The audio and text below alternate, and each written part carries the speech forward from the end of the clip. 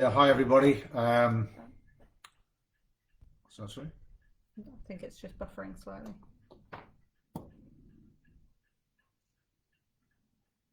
Throw it away until it goes. Okay. 6 o'clock p.m., 7 o'clock. Good evening, everybody. Welcome to our second Q&A, which unfortunately is unforced by the coronavirus situation. I hope all of the SWA on this are well. What we want to do is, the purpose of these meetings is just really to keep you informed, because we don't have, the normal contact that we'd have with fans through the close season, etc., and also through, playing. So this is just an attempt to really inform you as to what's going on. We've had lots of questions, and what we want to do is for you to send in your questions as last time as we go through. But in terms of looking at what we were talking about and what's come through, because a lot of them in the same areas, what we've tried to do is to stick them into categories. So just, this isn't exhaustive, but this is what we'll try and do. We'll try and talk about the demotion last week. We'll talk about the competition that we're going to run, which you may be interested in. And there's a little bit of feedback from last time that led us to this. We'll talk about the financial position of the club as we see it at this point in time, as far as we can see. And we'll talk about what we're going to do on season tickets. We, of course, will spend some time on talking about the squad and what the position is on that. We'll also say, because we had so many people, and thank you very much, and I'll say this several times tonight, thank you very much for your support, because it's been fantastic in the last few weeks. I mean, it's always great, but it's been fantastic in the last few weeks. And you don't know how much that means in terms of when you're grinding through some of this stuff, when you'd rather sort of pull your hair out. And then I'd also like to say a little bit about the Santini Group and their investment, because a few people have sent questions in saying, what's going on, who are they, and so forth. We thought it was fairly clear, but I think what's come from the questions is you might want a little bit of insight into them. So when we've done that, we'll go on to a quick fire section where there's a few short, sharp things that have come in, and we'll try and deal with them. But as I say, if you send in your Q&A or your Qs, we'll give you the answers, hopefully, and we'll pick out some of those as we go. So if I can start with the demotion, which we've been living here for sort of 5 weeks of, certainly of my life, which I won't get back. Yeah, and just one interjection here at this point. It is, of course, entirely possible that we may have people from the EFL tuned in to us this evening, and obviously we don't want to give away on our legal tactics what we may or may not be doing, so you'll forgive us if we have to be somewhat circumspect when discussing that. Yeah, I mean, the statement that we put out really sort of summarises our position in terms of, we're reserving our position in a number of ways. We have a number of lines of attack, which we will get on with.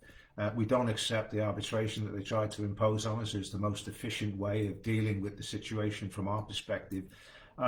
So we know that we're watching the lawsuits that are going on in the UK, principally in Scotland at this point in time, on some of the issues that we would take up. And equally in EU in terms of competition law, etc., in terms of Belgium and across Europe. So there's a lot of mileage to go in terms of that, in terms of what we do. And I suppose that, there are further regulatory issues as well, which we'll be looking into this week with people like the FA, etc.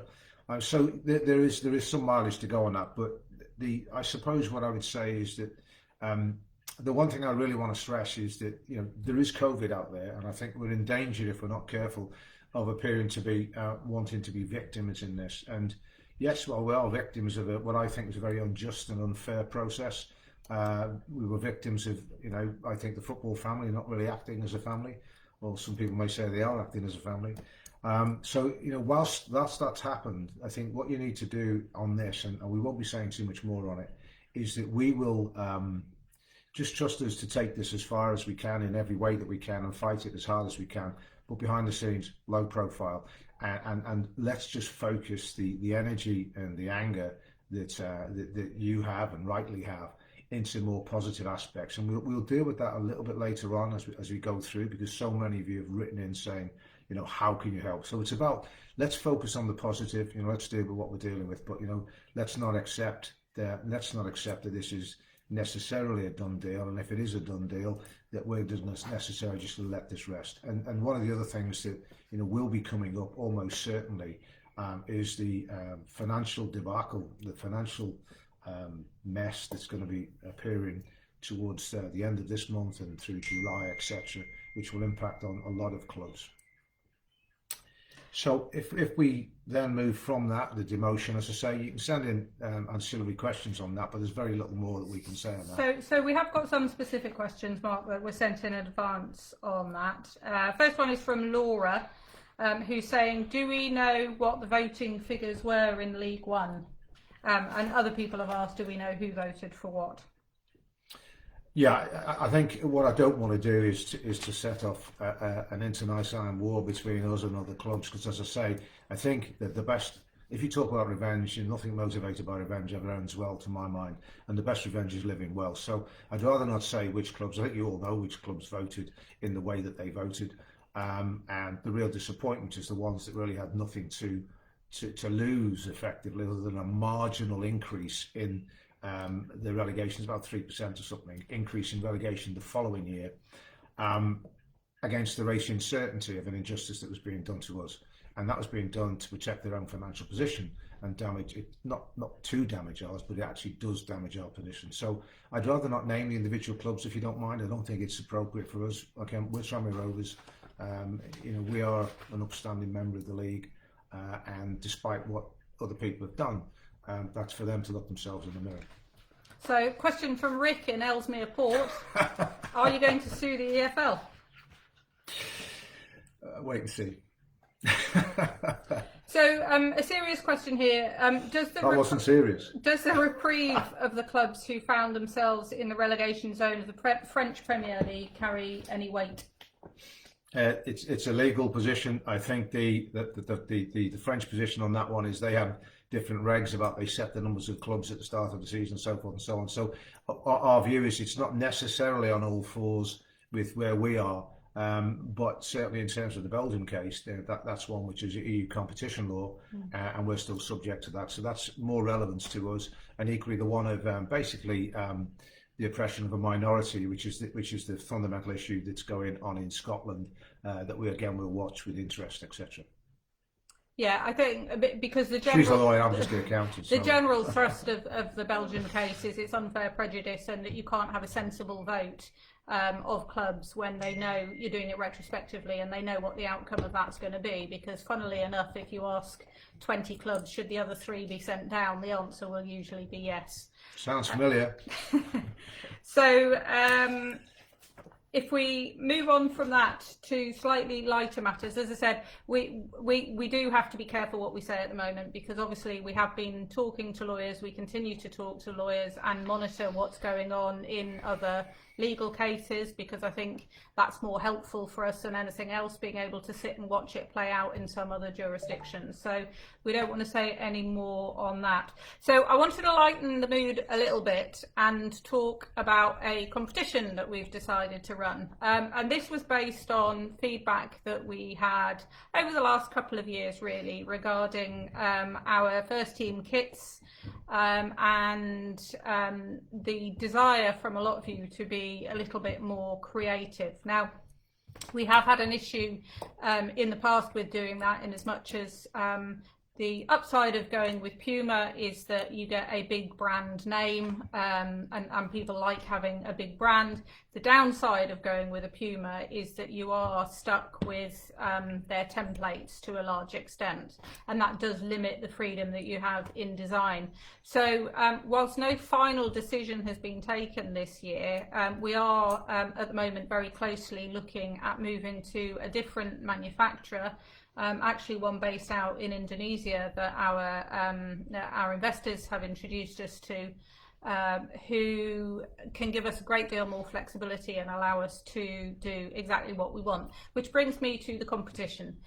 What we would like you to do is to send in, by the end of July, your designs for a first team shirt for Tranmere Rovers This would be not for the season about to start, because obviously we've just launched the shirt for that, but for the season after that. The way that it works with shirts is you have to order them so far in advance. We need to know what we're ordering in September for the following year. So if anybody wants to get involved with that, send us your designs. Please show us the front and the back of the shirt and get those to us by the end of July. What we will then do is we will whittle those down to 4 shirts, all of which we think would work technically, would be doable, and ones that we as the club like. I have to be bearing in mind that there are certain designs that might not get through the footballing authorities. And then you can't mention the EFL on the shirt. Other than the brand. We will allow supporters to vote on which shirt wins, but you won't see the results of the poll until we actually release the shirt. So even whoever does it won't know who's won right up until the end. And whoever wins, I'm happy to give hints and tips as last time with the last kit. So just stay tuned for that. So whoever wins will obviously get their shirt to be the first team shirt for that season, but will also get a framed one of their own shirts signed by the whole team. So I hope you all have a bit of fun with that. It's something just to lighten the moods and get your creative juices flowing over the next 6 weeks or so. So when are we going to set the instructions as regards to competition on the website? Yeah, we'll put them on the website, but basically there's not a lot more to it than that. Send us your designs. I'll put out the email addresses of where to send them to. Okay. The other question that comes through from a lot of people is, what's the financial position of the club? Well, the financial position of the club is obviously worse than it was in terms of us being in League One. Some people are saying, you're looking at about £1 million, etc., which makes a big difference. Yes, it does. But what we are doing at this point in time is to continue to look at the way in which we can manage that, as you'd expect us to do. We had, in any event, at the start of the COVID problem, we looked at whether or not we could meet our contractual liabilities, for the next year, even if we had no games at all. So we did that right at the start of COVID. That's still the case, although today now I've got rid of the day-to-day grind of trying to deal sensibly with the EFL. I have just been focusing back on it's what I used to do for a living, so it's quite easy to do. It's what you do. So we're looking at the financial positions we stand. We're looking at budgets. Today we were mapping across from our financial budgets to the potential of a salary cap that may well come in, and clearly we're also looking at League Two in terms of where we potentially are. So the financial position is yet to be determined. It's not as good as it would be without COVID. It's not as good as it would be without a demotion into League Two, and we don't say relegation. Nobody has a relegation on the CV for what part of the season we played this year. But what we do know is that there will be things that we have to do. Some of them will be more difficult than others. We've already made 20 redundancies, and we have to manage it through. But there was a question that came in, which I think was one of the guys said, well, what do you do as chairman in terms of when you're dealing with so many uncertainties around the place? Just take it from me, this is what you do in turnaround. There's always uncertainties, and you plan for what you can plan for. So, for example, we've set out a base case scenario, and it's not obviously cast in stone because I'm not Mystic Meg, but we're saying that potentially we will start playing on the 1st of October. Now, we've mapped that against having paying gates. We can map that against having paying gates set at whatever, 30%. We can map that against playing without playing. So they're all the scenarios that we're doing. We're also mapping out a scenario if we start on the 1st of January, and we've mapped out a scenario, the worst case scenario is we don't play 2021 season at all. Interestingly, if we don't play 2021 season, when we had the meeting, and I said I wouldn't say any more about the demotion, but when we had the meeting, one of the interesting things that we said to them was, well, hang on a minute, if you are allowing in your proposals now for Stevenage not to be put into the National League because they're not going to play because they want to play behind paying gates, then why can't you do that for us? And the answer was, we'll cross that bridge when we come to it. Believe it or not, that was the answer we got. So we said, well, okay, if that's the case, well, you can surely put us in at the same time now as you're making that proposal for Stevenage. The answer was, well, we'll revisit the decision. So they're going to revisit the decision. So when I tried to confirm that with them, they said, well, we can't guarantee that. So it's just this is just symptomatic of what we've been trying to deal with. But moving back to the financial position of the club, I'm back to where I was when I was saying right at the start of this, when we looked at this, the thing we don't want to do is to stop the progress of the club off the field as well as on the field. So we don't want to use our reserves that we had to invest in things like the 3G, to invest in things like the refurb of the rec centre, etc. But we may have to use those reserves just to make sure that we have sufficient cash to get through. So that's the backdrop to where we are. Not great. So some of the okay. financial questions that are being asked, quite a few regarding iFollow and whether iFollow can make up for lost income if we have to play behind closed doors. Well, the answer is I've said this many times. I'm yet to be convinced that you'll ever get into a position whereby for the clubs in Leagues 1 and 2, you will actually find that there is a technical solution or a financial solution rather when you're playing behind closed doors. I mean, just let's face it, we all like going to watch a game with your mates and so forth. So if you get one iFollow subscription, just if we use iFollow as the example, then actually 10 people will pile into somebody's house, somebody's lounge, and they'll have their cans, etc., and they'll watch the game. So your gate gets shredded whichever way you look at it, and we rely on gates. So I've already seen some comments among the football family that how are we going to do this? Well, the answer is that that's for them to decide. My view is that we're planning for not doing that, and we need sort of paying gates. I suspect the way things have gone in the last few days, in fact, with the question of the drug, etc., that's now potentially helping, that we may well get to a position, and the pressure on the government to sort of get things back to normal as best we can. We may well get to a starting position, which is that you're playing with either 30% of your ground capacity open for fans. So in doing that, just today we were looking at that and saying, well, actually, we might do things like start to partition off the cowshed, so we have less away fans in the cowshed and we have more of our own fans in the cowshed, which is something that we probably want to do anyway at some stage if we ever get to that. So we're a bit more flexible than we are currently at this point in time. So everything's up for grabs in terms of that. So a few people have been asking whether if we do have to play behind closed doors, iFollow will be made available free for season ticket holders. And the short answer is we don't know for sure because the EFL hasn't yet put any regulations in place, but we would expect so. That's certainly what they have done with regard to those teams who are continuing to play on in the Championship and in the playoffs.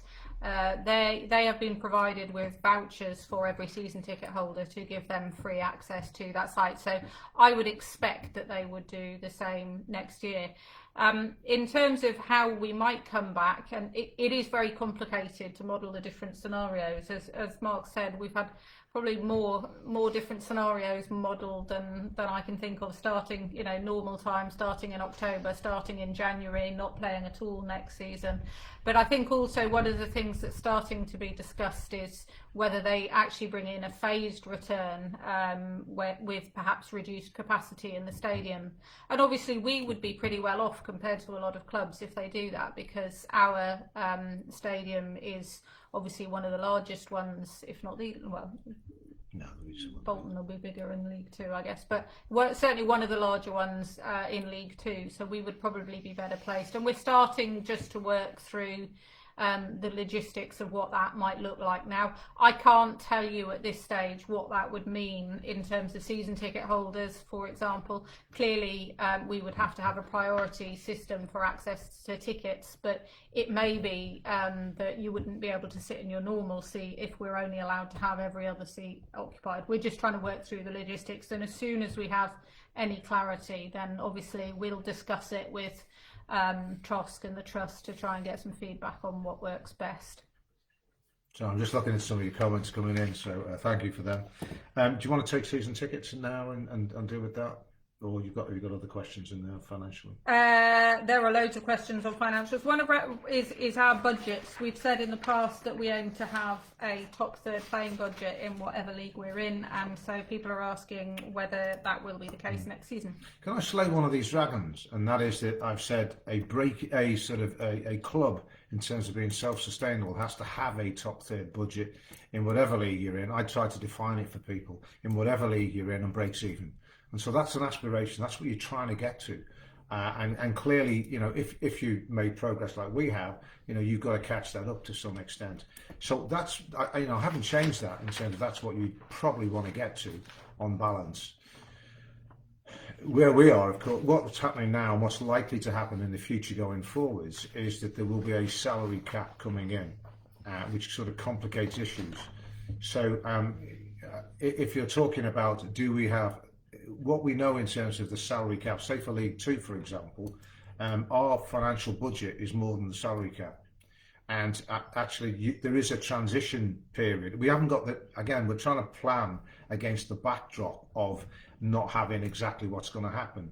So in terms of a salary cap, for example, if a player's on X and that takes you through the salary cap, sorry, not as an individual, but in total, they're giving an allowance that sort of moves it down to another figure, which is an imputed figure as regards what you can have in terms of salary cap. So we don't have a complicated model. We did it, today. I was doing it today. So we actually know that we can pay what I call our financial budget, which is in excess of the salary cap, but it still fits within the rules of the salary cap, so we won't be punished for that. So where we are is we will certainly have a budget that actually is in excess of the salary cap. There may be some other clubs who have a bigger budget than that, but that's in relation to players they've already got under contract as at the 30th of June. So it's fairly complicated. I mean, it's complicated because nobody actually knows where it is at this point in time, and we're trying to plan against that. The question, should I deal with the squad on that now, or deal with that later? We'll deal with the squad a bit later. Yeah. I've had a question on season tickets, which kind of links to the financials as well, and that is around how people can buy season tickets in confidence at the moment when we don't know when the season's going to start. And I have to say, Mark and I have been genuinely bowled over by the fact that more than 2,000 of you have already bought season tickets for next season, whenever that may be. And actually most of that had done it before this one had even finished. And we are immensely grateful to that. The difficulty that we have, obviously, is we can't be definitive now about exactly what will happen because we don't know when we're going to be starting. We don't know whether it's going to be in front of crowds or behind closed doors. All we can say to you is please trust us that we won't rip people off, and we will make sure that you get value for your season ticket, whether that's by giving half of the next season for free if you've missed half of this season, or a variety of ways. About an hour or so before this broadcast started, we put out our plans for refunds on match tickets and season tickets.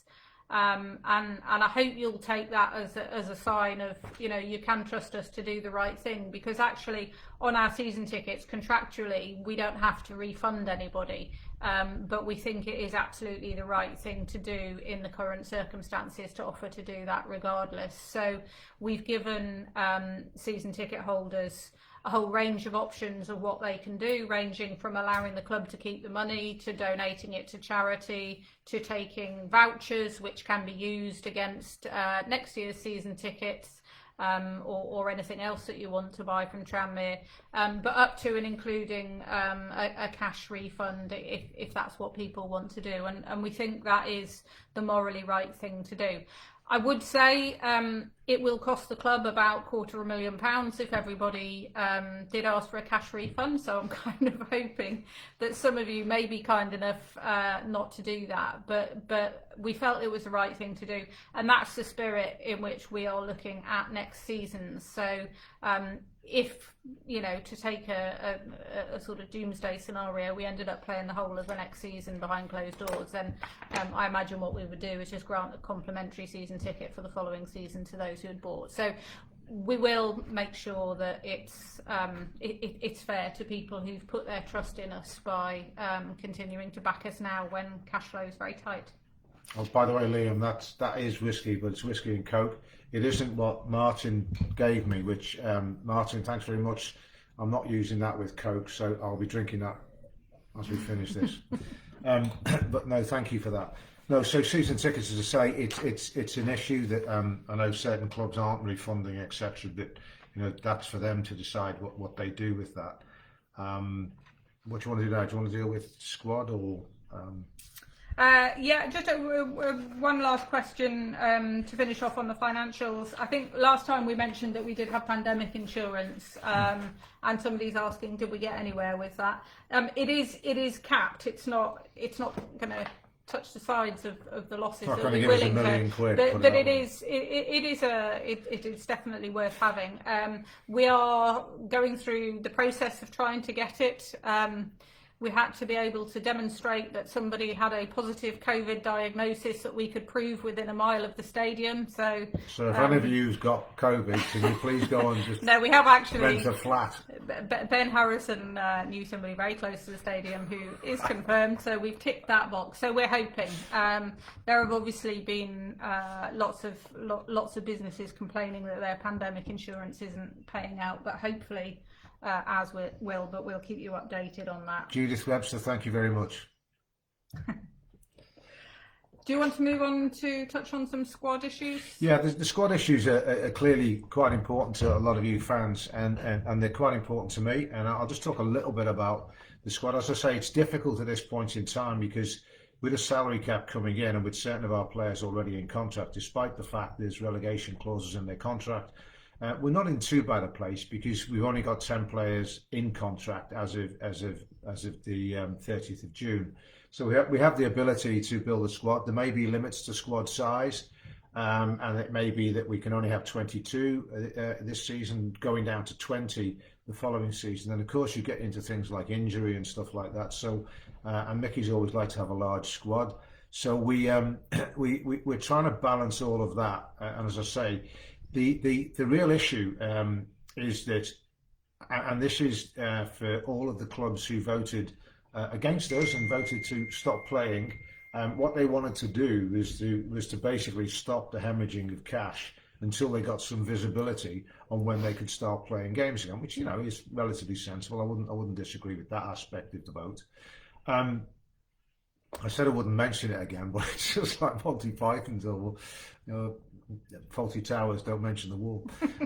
But the issue with the squads, and this is where it's very, very difficult to plan at this point in time. So nobody wants to sign a player on the 1st of July, especially in the financial conditions that we've got when we don't know when we're going to start playing again. And there's 1,400 or 1,000 odd players out of contract. The wages market is going to go through the floor. It's going to go down. So there is an opportunity to manage your budget on the basis of the way, you know, players are going to be out of jobs. They're going to find it difficult, and you know, what you don't want to do is to go too early to go in there and pay top dollar, etc. But equally, what you don't want to do is to be too late. I can't think you're going to be too late. So if, for example, you are talking, and we're modelling that we start playing again on the 1st of October as our base case scenario, behind, admittedly, in front of a paying crowd, which you say, well, because I don't think we'll be playing behind closed doors, put it that way. It may be this, you know, we play with sort of like 30% of the stadium. But say it's the 1st of October, then you've got to look at 6 weeks to sort of get the guys up and running again with a closed season. So you're talking mid-August, and actually you've got to sign players. So you're probably going to be talking about, we need to be told that that's what's going to happen by the latest, you know, end of July, 1st of August. So that's the type of scenario you're looking at. Your players are coming out of contract a month earlier. And even though you've got to pay them for that last month, they're out of contract and they're all free agents. But there are jobs around on most of the clubs. I just saw some WhatsApp group there with some of the football family on the WhatsApp group, and they were saying, well, look, we don't want to be incurring any costs until we get to the position whereby we can have paying gates again. So, there is this difficulty in managing what you do and how you do it. So we know exactly where we are. We've got 10 players at this point in time. We know what players we want to look at. One of the difficulties is Mickey's on furlough, but at the end of the day, we've got people who aren't on furlough. So we've been planning and modelling that, and we understand the players that we were looking at beforehand. So I can't give you anything in terms of hard facts in terms of where the squad's going to go. All I can assure you is that we are doing everything we can to make sure that we have a very competitive squad next year. So if you look at what we've got two. You've got Morris and you've got Corey Blackett-Taylor, who's only going to get better. You've got Ferrier up front. So I think we're in a better position at this stage than we were when we went into League One last year. So these guys, we know what these guys can do, and that's massively important because we didn't know what the guys could do going into League One, to be quite honest, in terms of a number of them. We have to make an official announcement regarding the retained members of the squad by the 23rd of June, I think it is, to the EFL, and I think out externally by the 29th of June. So what at this point in time, what I'm saying to you is the 10 players that we've got are the 10 players that we've got. But we do have plans, obviously, to try and improve that if we can. The difficulty is signing them up on the 1st of July when, let's be blunt, if a second wave comes and it comes back, we may not be paying, we may be paying these players for a year if we sign them fresh without any games or any income. And just to give you just to touch back on the size of the issue that we've been dealing with, is our wage bill, including casuals, etc., was about 3.6 million, and we've got no revenues other than what comes in on the educational business. So that's the type of thing I'm trying to manage. Trust me, it'll be okay. We can manage it, but within that context, that we don't want to take risks on signing players that we may have to keep for another year, and we're no different to a lot of clubs in that. We like to think that we are better. Some people have talked about loans and not use. We've got to use the loan market a lot more effectively, and we've got plans to do that. We've had plans to do that last year, but we didn't implement those in the way that we should, and we will do that this year as well, because everybody's going to be in the same boat.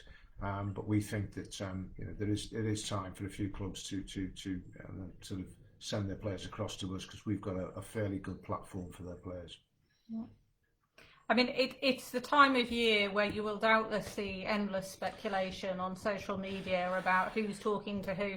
I have to say, even in normal years, 90% of that is put out solely by the agents trying to pretend that there is interest in a player to get them away to somebody else. So 90% of it is made up by the agents in normal times. I suspect that will be about 99% at the moment, because certainly the feedback we've had from other club chairmen is there are very, very few looking to sign any players at the moment. Everybody is just sitting and waiting to see how this plays out and when we're not sitting and waiting. We're actually actively looking at what we can do. I'm sure other clubs are doing the same, but we ain't going to be signing anybody anytime soon.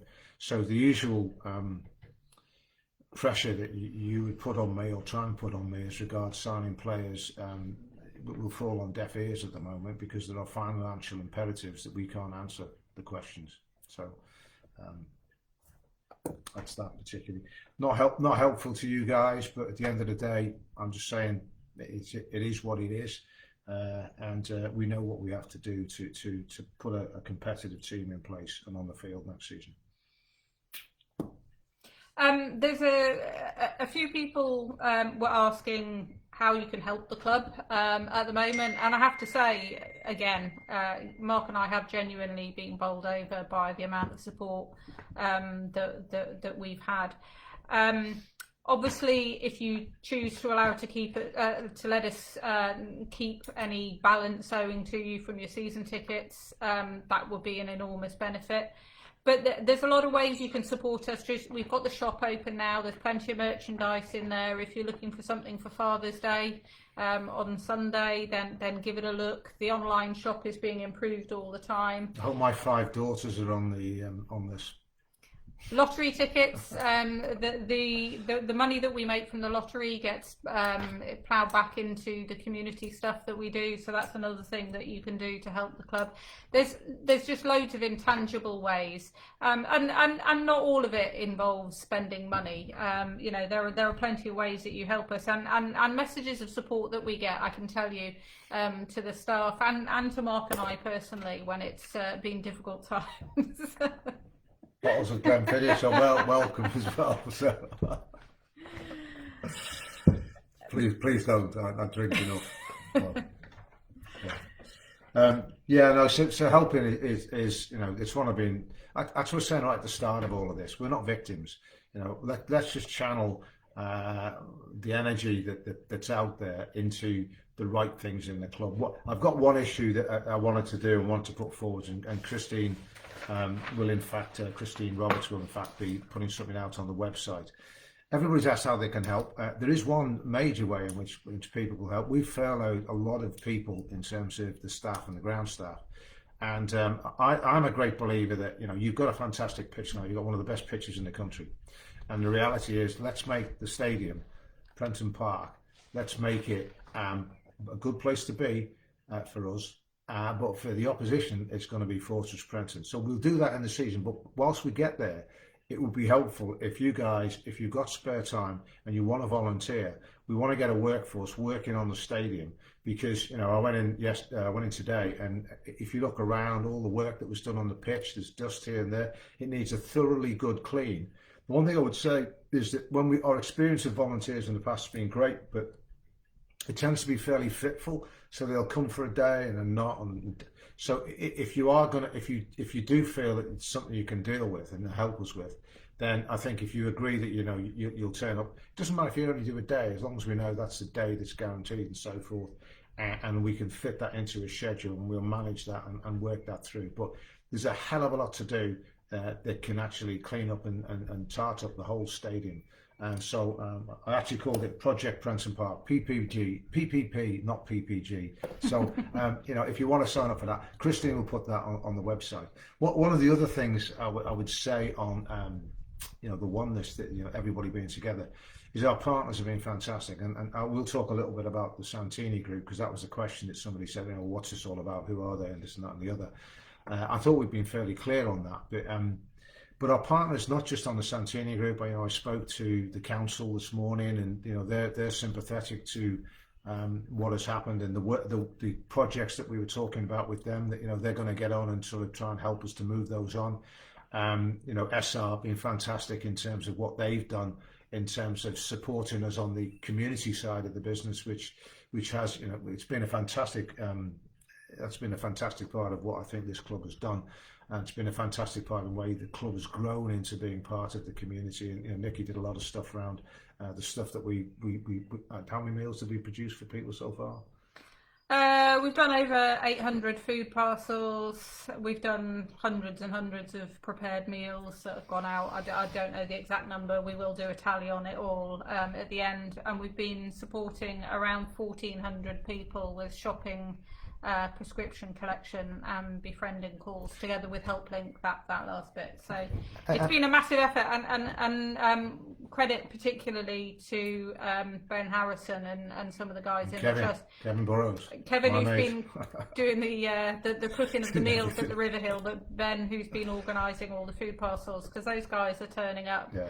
Day in, day out, to get the food parcels out and delivered people. So that's amazing. This is just another example of, you know, how you use the club in the community, because that was, you know, the volunteers, you know, Les and Denise and various volunteers that have come through, helped to deliver right the way through, and that's what the club can do, and that's what we've been seeing. And our partners like SR, who've contributed cash, you know, the Peter Johnson Foundation has contributed cash and so forth. So we've been able to buy the meals and contribute and help in that way, and Argyle Taxis, who we then sort of got together with them, so they've been delivering the meals. It's like our own Deliveroo, as it were. And in fact, if you watch carefully, you'll see in the next few weeks There will again be that will be developed with Argyle Taxis, our partners, and they're going to be starting to to change that. They're going to use their cab fleet, etc., to start delivering meals around the place, which they've been doing and started doing with us quite effectively in terms of the community effort that we put in. But that's the partners working with us again, and that then takes me to two of the questions that were asked about Santini. Apologies if we've not been clear on Santini. I'll just say a couple of things about that, and Nicky, fill in that which I miss. A long time ago, we made the decision that whoever we bring in as partners with us, they have to be the right people. And I think we've said this a number of times, but it obviously hasn't come through clear and loud and clear, is that Wandy and Lukey's the director, Wandy is the guy who started the relationship with us and came off the back of the international business that we were doing. And they wanted us to help them in terms of developing the approach to football out there in the country. And we got to know them over quite a significant period of time, and it was we weren't racing to get equity involved, but they got involved, and I'll spare their blushes, but they're great people. I mean, we are entirely relaxed that we have the right people, and sometimes you see people coming from abroad. I'm not with a name like Palios, I can't afford to be xenophobic. But actually, so these guys came from abroad, they invested in us, they've been great, massively supported. We speak probably, I think there's every 24 hours, there will be a contact between us. It isn't as if there's somewhere who's distant out there. The very fact that we're talking about an Indonesian shirt manufacturer, which they've introduced, which gives us the flexibility that the fans want, etc. We'll probably make more margin on that as well. And so, they and the development of the international business out in Indonesia is massively important. So where they are is quite simply that they wanted to invest in. There's a podcast tomorrow for the British Chamber of Commerce in Indonesia, which has Wandy on that, and also has the guy. He's another Indonesian guy who's made a small investment into Oxford. I'll ask them why they never voted for us, but that's another thing. And myself, and it is. What was quite interesting is when I spoke to the Chamber of Commerce, the British Chamber of Commerce in Indonesia, I explained that we were involved with the Wanandi family, and he said, "Wow, you've picked one of the best families there in terms of reputation, ethics, all that kind of stuff." So well, that's what we felt. And I think we saw that this season more than ever, because to answer a very specific question that was asked by David Smith, initially Santini bought 15% of the equity in the club, and they had an option to buy a further 15%. When the COVID crisis hit, and it was obvious that revenues were going to be down and the pitch needed to be done, they invested the further monies to make that possible. So they currently own, I think it's 21% of the equity of the club, and they've got an option to take another 9%, so they can go up to a maximum of 30%. But the timing of that really spoke volumes to me, and that's why we did give them the Norman Wilson Award at this year's end of season dinner, because that's around recognising people who've made a difference to the long term of the club, and they have, because as new investors into the club, and only a few months after they got involved with us, to have something so unplanned like COVID hit us on top of the issues that we had with the drainage on the pitch. I think an awful lot of investors would have just sat on their hands and said, well, not sure we want to commit ourselves to any further investment at this stage. We'll sit and see how it goes. And they didn't. They believed in us, and they believed in the club, and they've helped us move on through this crisis. So it's enormously appreciated. So that's where we are with Santini. Yeah, I mean, just in terms of that decision on the pitch, for example, you could say it was a ballsy decision. So on the 19th, I shook hands with the evening of the 19th. I shook hands with the contractor, and I didn't actually have it signed with the guys, with Wandy and Ligue, that this was the situation, that they would actually provide the finance for us to do it. But we and you'd say this is tremendously unprofessional of me, but we'd actually spoken about it, and they said, yeah, now we understand so that, and we talked about it, and I'd given them all the information on it, and they said, yeah, let's go on that. So it was on the basis of their word that I then ripped up our pitch, and you know, the contractor rang me on the Saturday the 21st and said, Mark, do you really want to do this? And I said, yeah, do it, rip it up. Which now it sounds like an easy decision, but when on the 21st of March, when we're supposed to be coming back training on the 3rd of April and playing on the 29th of April, it seemed a bit of a ballsy decision then. But the other side to that was, of course, you know, can you fund that if you're going to do that? And I'd done the maths on what we had in the kitty to get through to the end of the year, but I wouldn't necessarily have given you the pitch that you've got if we'd had to do that. So that's just one aspect of them. Look, just take it from us that you know. And one of the things that I think I would say is that, you know, because people say to me, I think there's a question, have you got any fire in your belly left? And you obviously never saw me play. Yeah, I was going to say, it's a good job we weren't doing this live video last week, because I think it would have definitely come with an X rating. There was nobody who would have seen Mark last week and doubted whether he still had fire in his belly after the decision that we got. Yeah, so not mentioning the demotion again, but yeah, there's more than fire in my belly. There's a commitment to these guys that I've given. They haven't asked me for it, but you know, we could never sort of walk away at this point in time, having got these guys involved in the club. So for me, yeah. Yeah, no, it's been great. We have been genuinely really lucky with our investors, with our sponsors, and with our supporters through this period. And I think it's tumbling, and it's also the reason why you do it at the end of the day, because you know, you get the kick out of people doing that, sending you a bottle of Glenfiddich. Thanks, Martin. And you know, but no, that's a small thing, but it's a big thing actually. And on some days when you know, I live by the poem if, and you know, some days you really are. There's nothing left except say hold on, etc. But you know, then somebody will knock on the door and say, "There's a bottle of Glenfiddich," or "There's a bunch of flowers." You know, so you know, it's.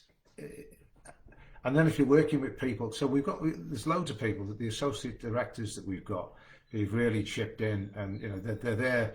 Even when at times they can't help, they just give you that moral support to keep going, etc. And so, you know, at the end of the day, I've said it many times, you know, we expect the players to go the full 90. We expect you fans to go the full 90, and we've seen that in the last 4 or 5 years.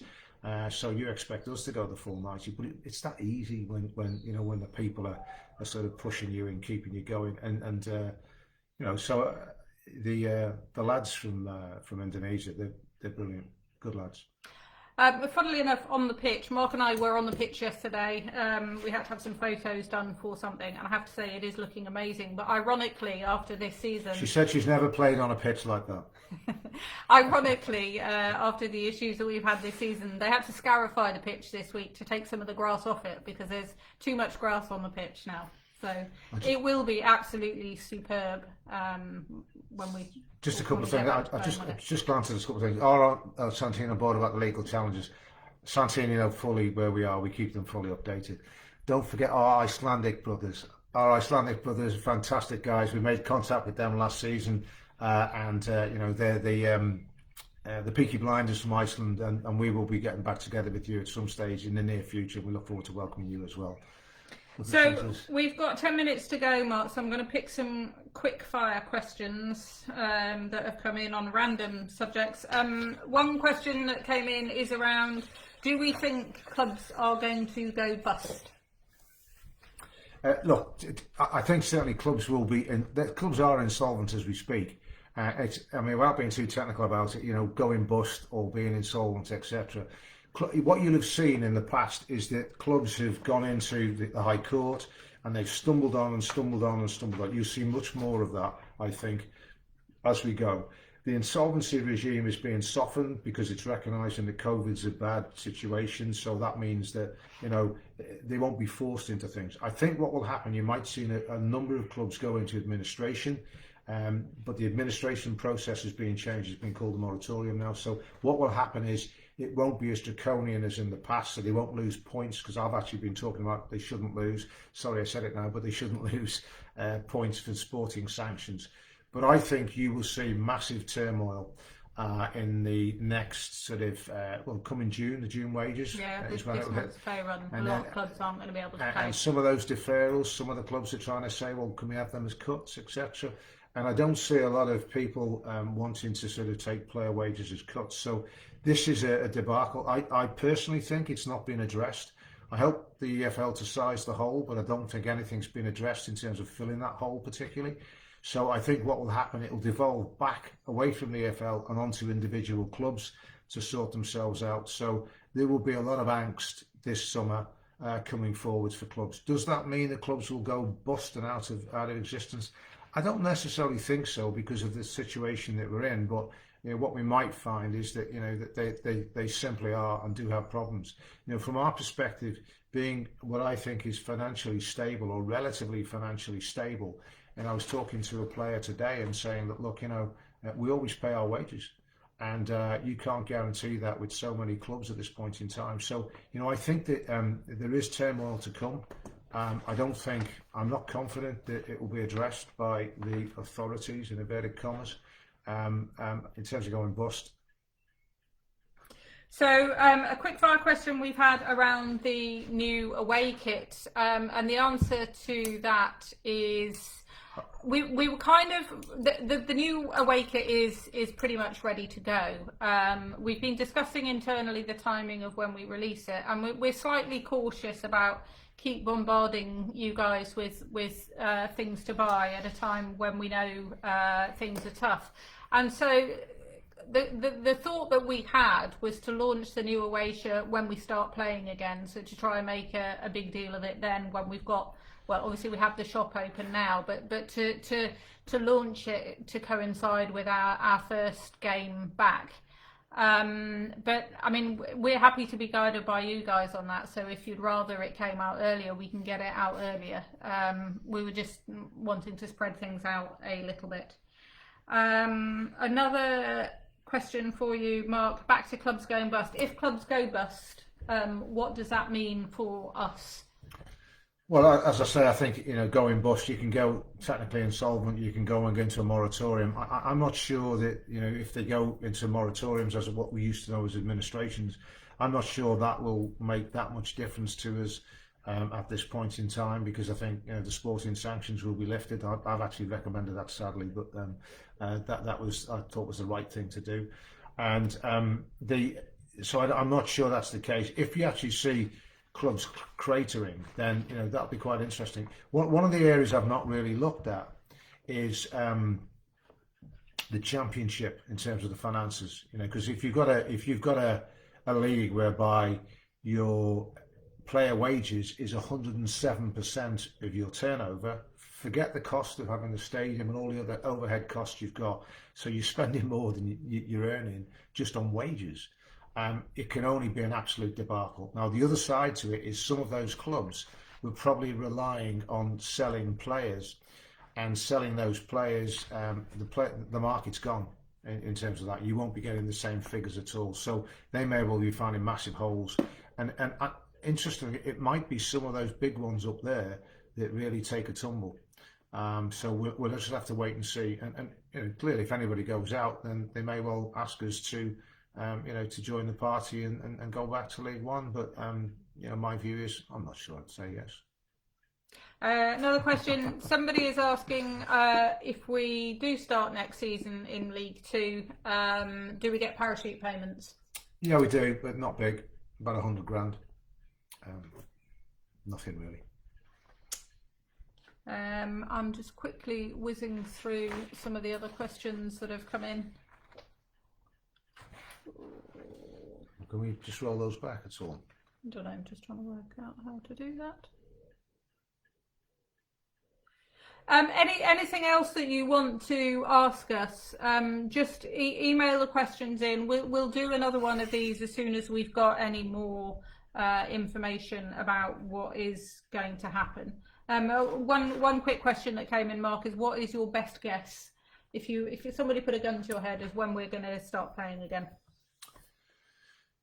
If you'd asked me last week, I would have thought probably 2021. If you ask me this week, I think we could see it in October. Um, I think that the clubs are obviously hurting if they don't, but you've got to only play if it doesn't mean that net you're making a loss. And so I think that if my best bet is that we'll play with reduced capacity and social distancing within that. So probably, what we're modelling at the moment is the 1st of October. And that, I think, brings us close to an end, unless anybody else has got questions. I apologise if we've missed some questions as we go. It's quite hard to read them as we're going through. I think we've covered off most of the main things. So I think it really just falls for us to wrap up with, this last week. The last 3 months has been an extraordinary period for this club, but for every other club as well, in terms of we're all trying to grapple with stuff that we've never had to consider before. I can say it from my point of view. I don't think you could have anybody better than Mark to So lead us through I was that. laughing, not at Nick, I was laughing at what people are saying. Yes, a few questions coming in about Dale Vince that I think for legal purposes we probably better not answer. No, but seriously, going back to that, dealing with distressed situations and crises was very much Mark's stock in trade, and that's why I think we will come through this in a much better position than some other clubs who we know are pretty much out of cash already. So I think that's something that, combined with the fire in the belly, means what we've got to do is take what happened last week and the sense of burning injustice that we all have, I think, as a consequence of that, and turn that into performances on the pitch to get us straight back up there. Yeah, I think that the issue for me is that it is really about, and this shouldn't be taken as that we ain't going to push our case as hard as we can push it. This is that, we can't be victims in this. We have to focus on the positives. There's so many times I say, if you spend your life looking in the rearview mirror, you'll crash the car. But again, don't mistake politeness for weakness. And that's, I think that people have got that and people understand that. So leave us to deal with the negative side to this. And it is a negative side. I've had 5 weeks of dealing with this virtually non-stop. Fortunately, what we've done in the past and at the early part of COVID was sufficient to make sure that we were comfortable and safe in terms of what we were doing. And I'll just say one other thing to you, and this is, when things aren't going well on the pitch and you're looking at it and you're saying, we should be spending money on players and this and that and the other, you've got to look at what's happened over the years. We've gone from a basket case with a club to one whereby we have what I call resilience, and that's resilience in your balance sheet. You can take a knock. And the one thing I would say is, everything we've done is we tried to balance it. Look, our budget last year was this year, well, we finished the season now, supposedly, was about 2.6 million. When we came in, the budget was 850,000. So it's not as if we haven't had a good budget or a reasonable budget, except we've raced through the leagues. So we've had the balance of doing what we were doing on the pitch and getting that right, which Mickey's done a great job in that regard. But equally, a lot of people have done a lot of good work off the pitch to do things like get rid of some of the debt that we built up being in the National League, which was we had to, and then actually also started to build the club as well. So those 3 areas. So that's why we had money put aside for the 3G, for the rec centre, etc. Constantly building the asset base that gives us a firm base to get to that break even with a top 3rd budget in whatever league we're playing in. Now, the other side to that is the 3rd part of all of this, and that is, why are Santini here? Because we've actually got them to a position where the club was not a basket case because of everything that we've been doing. So the involvement of the brothers from Santini is not an accident. The fact that we've managed to, just look at it, we went up 2 leagues in 12 months basically. That takes a lot to digest, but we've digested that, and we've shown that we were turning the corner, having taken the strategy, doing what we did in the window, and we were honourable, we would not have gone down this season. That for sure. So we digested that. Along the way, at the same time, we were suddenly hit with a pitch collapse, which you couldn't have predicted.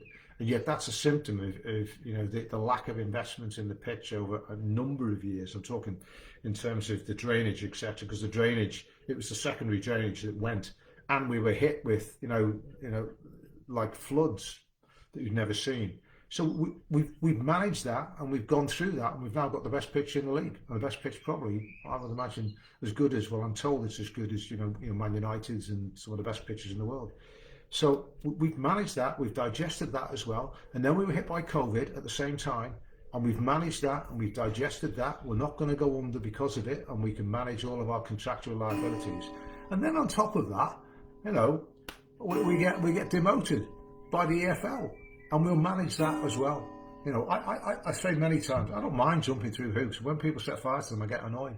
So this last piece it's got me annoyed. But look, the reality is we will get through this. And the thing that really convinces me, I go back to that day at Plymouth, and I said to Nicky, when we come back from the fans away at Plymouth, and I said, Nicky, we're fine. We'll get through this with those fans. And then, as I say, Max Parfin gave away a penalty, and I thought, well, maybe. And that was massively instructive. That lives at me that day. And seeing what's happened over the course of this, when we've been hit by the pitch, we've been hit by the, trying to get out the bottom three, when we've been hit by COVID, when we've been hit by this, I think it's a betrayal. But when we've been hit by this, we'll get through this as well. And we just need to stick together, do the things that we're doing, be positive, not take the negatives out of this, because negatives and revenge gets you nowhere, and just do the positives. And if we do that, then, we'll be racing. And when this comes back, and when we start playing football again, we'll all be back in Prenton Park. Keep well until then, because at the end of the day, that's the most important thing. We've got to keep perspective. This is in the middle of a pandemic, and lots of people have died. And what we'll have a stronger club, we'll have a stronger unity. And, if we're not pushing next season, I will be surprised. It's a hostage to fortune. That I don't give many hostages to fortune away, but I think we should just focus on the positives, and then we'll be great. But so thank you for your help, and thank you for your support. So that's our hour up from both of us. Thank you from the bottom of our heart for everything that you've done to support us through a really difficult time. We really, really appreciate it. Stay home, stay safe, and we wish we see you back at Prenton Park before very long. Thank you. Thanks, guys.